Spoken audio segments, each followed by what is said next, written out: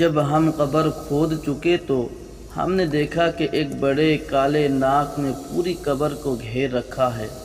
اس کے بعد ہم نے دوسری جگہ قبر کھودی تو وہاں بھی وہی سانپ تھا۔ السلام علیکم، آپ دیکھ رہے ہیں آفاس اسٹوڈیو۔ آج ہم بات کریں گے عذاب قبر کا ایک عجیب داستاں۔ تو چلیے ویڈیو کو شروع کرتے ہیں۔ عبدالحمید بن محمود مغولی کہتے ہیں کہ میں حضرت عبداللہ بن عباس رضی اللہ تعالیٰ عنہ کی مجلس میں حاضر تھا۔ کچھ لوگ آپ کی خدمت میں حاضر ہوئے اور عرض کیا کہ ہم حج کے ارادے سے نکلے ہیں۔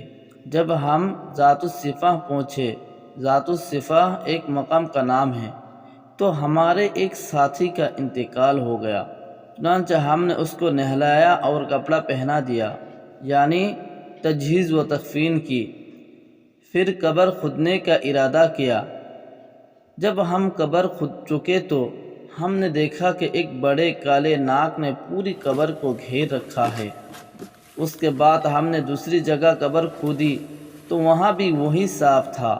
اب ہم میت کو ویسے ہی چھوڑ کر آپ کی خدمت میں آئے ہیں کہ اب ہم کیا کریں؟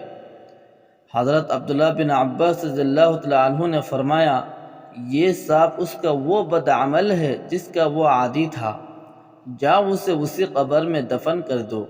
اللہ کی قسم، اگر تم اس کے لیے پوری زمین کھود ڈالو گے پھر بھی وہ سانپ اس کی قبر میں پاؤ گے۔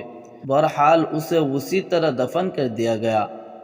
سفر سے واپسی پر لوگوں نے اس کی بیوی سے اس شخص کا عمل پوچھا تو اس کے بیوی نے بتایا کہ اس کا یہ معمول تھا کہ وہ غلہ بیچتا تھا اور روزانہ بوری میں سے گھر کا خرچ نکال کر اس میں اسی کے بقدر بھوسا ملا دیتا تھا۔